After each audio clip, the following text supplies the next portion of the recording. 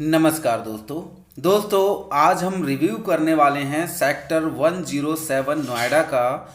और साथ में हम यहाँ की जो सोसाइटी हैं उनका रैंकिंग करेंगे कि 5 बेस्ट सोसाइटीज़ आखिर सेक्टर 107 में कौन सी हैं। तो सबसे पहले हम लोकेशन का या हम कहें कि हम चलते हैं NH24 से। तो NH24 से जब हम चलेंगे तो सेक्टर 62 और 63 को जो डिवाइड करने वाला रोड है, इस रोड से अगर हम चलते हैं तो इस रोड से 2-3 मेट्रो स्टेशन आएंगे और 75, 8 और सेक्टर 50 से भी जब हम आगे निकलते हैं तो एक रोड जो अंडर कंस्ट्रक्शन है, उस रोड पे अभी काम चल रहा है। तो वो रोड के चौड़ीकरण का काम आप कह सकते हैं कि वो चल रहा है। वो रोड सेक्टर 37 से दादरी की तरफ निकलने वाला जो रोड है वो रोड है। और उसी से नोएडा फेज़ 2 की तरफ भी हम उसी से जा सकते हैं, तो उसको चौड़ा होने का काम चल रहा है। तो उस रोड की अगर हम बात करें तो जैसे ही हम सेक्टर 75 वाली रोड से निकलते हुए जाते हैं तो सेक्टर 37 से जो रोड मिलता है तो ये एक चौराहा बनता है। उस चौराहे से जैसे ही हम क्रॉस करते हैं तो लेफ़्ट साइड की जो लोकेशन शुरू होती है, उस लोकेशन का ही नाम है, या हम कहें उसी लोकेशन को कहते हैं सेक्टर 107 नोएडा। इस लोकेशन की अगर हम बात करें तो ये काफ़ी प्रीमियम लोकेशन, प्राइम लोकेशन कह सकते हैं। इसका रीज़न ये है कि एक तो ये 37 नोएडा से बहुत ज़्यादा कनेक्टेड हो जाएगा, इसकी कनेक्टिविटी बहुत अच्छी हो जाएगी जो रोड बन रहा है उससे। दूसरा, सेक्टर 75, 7, 8 की तरफ से इधर आना बहुत इजी है, बहुत पास में है। तीसरा, दिल्ली से अगर हम कहें तो सरिता विहार होते हुए एक्सप्रेस वे को क्रॉस करके इधर की तरफ बहुत जल्दी पहुंचा जा सकता है। और अगर हम ग्रेटर नोएडा साइड से बात करें कि इधर से भी आपको अगर इधर आना है सेक्टर 107 तो बहुत ही जल्दी आप पहुंच सकते हैं। अच्छा रोड है, वो अभी बन रहा है लेकिन जल्दी ये तैयार हो जाएगा। तो इस तरह से हम इसकी कनेक्टिविटी की बात करें तो इस सेक्टर की कनेक्टिविटी बहुत ही अच्छी है। चारों तरफ से मतलब किधर से भी आप आना चाहें बहुत इजी टू एक्सेस ये सेक्टर पड़ता है। तो जैसे ही हम सेक्टर 75 वाली बेल्ट से निकलते हुए जाते हैं तो जैसे ही वो चौराहा जो मैंने आपको बताया उसको क्रॉस करते हैं, उसके साथ में शुरू होती है एक सर्विस लेन। उस सर्विस लेन पे आप जाते ही सबसे पहला जो प्रोजेक्ट पड़ता है वो है सन वर्ल्ड वनाली का। तो अगर हम बात करें तो सन वर्ल्ड वनाली का प्रोजेक्ट है। उसके बाद में जो प्रोजेक्ट आता है वहाँ पे अभी अभी लॉन्च हुआ है महागुन का नया प्रोजेक्ट। और उसके बाद में है 107 काउंटी 107 प्रोजेक्ट है। और उसके बाद में है प्रतीक एडिफिस। और उसके बाद में जो प्रोजेक्ट आता है वो है लोटस 300। और लोटस 300 के बाद आता है ये कॉर्नर का प्रोजेक्ट है जिसका कि नाम है ट्रू वैल्यू शरणम। ट्रू वैल्यू शरणम ये एक कॉर्नर का प्रोजेक्ट है। इसी रोड पे जब हम चलते जाते हैं आगे जाके एक रेड लाइट आती है, वहाँ से लेफ्ट टर्न ले लेते हैं। तो लेफ्ट टर्न लेने के बाद भी यही ट्रू वैल्यू शरणम चलता रहता है प्रोजेक्ट। आगे जाके फिर एक रोड मुड़ जाता है लेफ्ट के लिए और लेफ्ट में मुड़ेंगे तो फिर भी यही चल रहा होता है ट्रू वैल्यू शरणम। ये 3 साइड ओपन प्रोजेक्ट है। और जहाँ से हम अभी मुड़े थे ट्रू वैल्यू शरणम जब आया था इसी रोड पे चलते हुए रेड लाइट से पहले, तो मुड़ने के साथ ही समझ लिया कॉर्नर का ही एक प्लॉट खाली पड़ा हुआ है। उस प्लॉट पे इन फ्यूचर क्या आने वाला है वो एक अलग बात है। होप कि वो भी एक ग्रुप हाउसिंग का ही प्लॉट है, आने वाले टाइम में वो भी एक प्रोजेक्ट किसी न किसी बिल्डर का आ जाएगा। तो जैसे ही हम उससे मुड़ते हैं आगे मुड़ते हैं वहाँ से फिर लेफ्ट टर्न ले लेते हैं ट्रू वैल्यू शरणम से लास्ट में जाकर के फिर हम लेफ्ट टर्न लेते हैं। उसके बाद हम देखते हैं ट्रू वैल्यू के बाद में फिर से लोटस 300 ही प्रोजेक्ट की बिल्डिंग आपको दिखेगी। और इस प्रोजेक्ट को आप ये कह सकते हैं कि ये 2 साइड ओपन प्रोजेक्ट है, दोनों साइड से रोड के इस सेक्टर के। यही एक छोटा सा प्रोजेक्ट प्लॉट, एक तरह से हम कहें कि ये सेक्टर छोटा ही है, बहुत ज़्यादा बड़ा नहीं है। और लोटस 300 के बाद अगर हम आगे चलते हैं तो एक खाली एरिया आ जाता है, खाली प्लॉट पड़ा हुआ है। और उस प्लॉट के बाद अगर हम जाते हैं तो आता है, पहले ये बन रहा था आम्रपाली का, जिस प्रोजेक्ट का नाम है हार्ट बीट।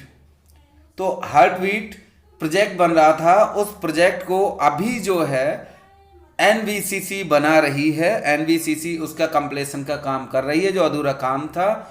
और इसी से पहले जो खाली प्लॉट पड़ा हुआ है उस प्लॉट पे ही, मतलब ये भी 2 साइड ओपन प्रोजेक्ट होगा, फ्रंट साइड से भी और ये बैक साइड भी अगर हम सेक्टर की देखें तो यहाँ से भी, और इधर की बैक साइड की साइड में ज़्यादा स्पेस है, ज़्यादा बड़ा लैंड पड़ा हुआ है। जो महागुन का नया प्रोजेक्ट, लग्जरी प्रोजेक्ट जिसे कहते हैं, वो आ रहा है 3 and 4 BHK लग्जरी अपार्टमेंट।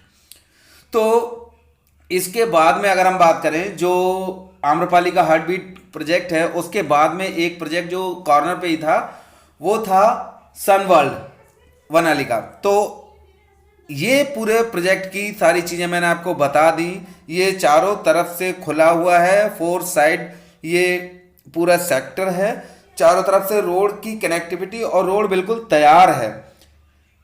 अब हम बात करते हैं कि इसके कौन कौन से प्रोजेक्ट अच्छे हैं और उनकी रैंकिंग क्या है। तो मैं रैंकिंग में, क्योंकि यहाँ पे बहुत ज़्यादा प्रोजेक्ट है ही नहीं और ये छोटा सा प्लॉट बचा हुआ है बस, उसके अलावा 2 प्रोजेक्ट आप ये कह सकते हैं कि अंडर कंस्ट्रक्शन ही है, एक महागुन का और एक काउंटी 107। तो नॉर्मली यहाँ पर बचते ही नहीं है ज़्यादा प्रोजेक्ट जिसको मैं रैंकिंग दे सकूँ। वैसे यहाँ पर ये बहुत ही प्रीमियम प्रोजेक्ट है और प्रीमियम ही फ्लैट्स बनाए गए हैं। सभी बिल्डर्स ने प्रीमियम ही सेगमेंट को लेकर के यहाँ पर फ्लैट्स बनाए हैं। तो चलिए अब हम रैंकिंग करते हैं। तो सबसे पहले नंबर 5 पे अगर हम बात करें तो उसको हम काउंटी 107 को ले सकते हैं, क्योंकि काउंटी 107 एक तो अभी अंडर कंस्ट्रक्शन है, जल्दी ही मार्च 2022 में कह रहे हैं वहाँ पे जब मैंने बात करी तो कि मार्च 2023 में हम इसका पोजीशन देना शुरू कर देंगे। तो ये नंबर 5 पे है, अच्छा प्रोजेक्ट है, बहुत बड़ा नहीं है। और इसके बाद अगर हम बात करें नंबर 4 पे, तो नंबर 4 पे रखा है सनवर्ल्ड वनाली का। ये भी एक तरह से काफ़ी बड़ा प्रोजेक्ट है, लेकिन इतना बड़ा नहीं कह सकते हैं। इसमें इन्होंने कॉर्नर पे ही मार्केट दी है, इनका कमर्शियल है। उसके बाद में इनकी सोसाइटी ठीक ठाक बनी हुई है, बहुत अच्छा दिखता है, ओपन स्पेस ठीक ठाक है। उसके बाद नेक्स्ट की अगर हम बात करें तो नंबर 3, तो नंबर 3 पे आता है ट्रू वैल्यू सरनम। ये एक कॉर्नर का 3 साइड ओपन प्रोजेक्ट है, अच्छा प्रोजेक्ट है, ओपन स्पेस ठीक ठाक है, बट थोड़े से इसमें टावर ज़्यादा लगते हैं, लेकिन उसके बावजूद भी कंस्ट्रक्शन क्वालिटी या कहीं से ऐसा नहीं दिखता है कि ख़राब है। तो ये भी काफ़ी अच्छा प्रोजेक्ट है, इसलिए मैंने इसको नंबर 3 पे रखा है। नंबर 2 की अगर हम बात करें तो नंबर 2 पे आता है lotus 300। Lotus 300 2 side open project है, रोड के 2 साइड से इसकी एंट्री एग्जिट आप कह सकते हैं कि दोनों साइड में गेट हैं इसके। और ये काफ़ी बड़ी सोसाइटी है, ये भी लग्जरी सोसाइटी कह सकते हैं आप इसको। ओपन स्पेस अच्छा है, कंस्ट्रक्शन क्वालिटी भी इनकी बहुत अच्छी है। अब बाकी रेट्स वगैरह का मैंने और इसके साइजेस वगैरह का मैंने बहुत ज़्यादा डीप में नहीं गया हूँ, क्योंकि वीडियो बहुत ज़्यादा लेंथी हो जाती। लेकिन कुल मिलाकर के लोटस 300 भी इस लोकेशन में बहुत अच्छा प्रोजेक्ट है। उसके बाद करते हैं हम बात नंबर 1 की। तो नंबर 1 सोसाइटी यहाँ की जो है वो है प्रतीक एडिफिस।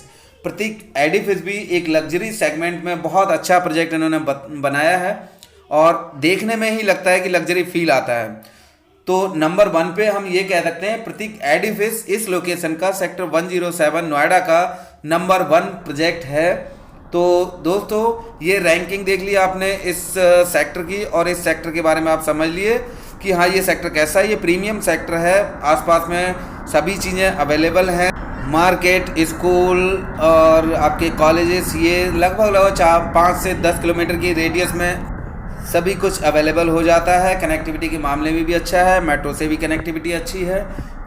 तो आप ये कह सकते हैं ये प्रोजेक्ट या ये लोकेशन वाकई में बहुत अच्छी है। एक लग्जरी सेगमेंट के लिए, लग्जरी अपार्टमेंट के लिए, लग्जरी रहने के लिए कहते हैं ना, तो वो ये सबसे बेहतर लोकेशन है। इस लोकेशन में आपको फ्लैट खरीदना हो थोड़े से महंगे पड़ेंगे, शायद 1-1.5 करोड़ से स्टार्टिंग होगी यहाँ पर। और 2 BHK शायद ही किसी ने बनाए हों, लेकिन 2 BHK होंगे भी तो लगभग 1 करोड़ के आसपास, मान लीजिए 80, 90, 95 ऐसे शुरुआत होगी यहाँ पे।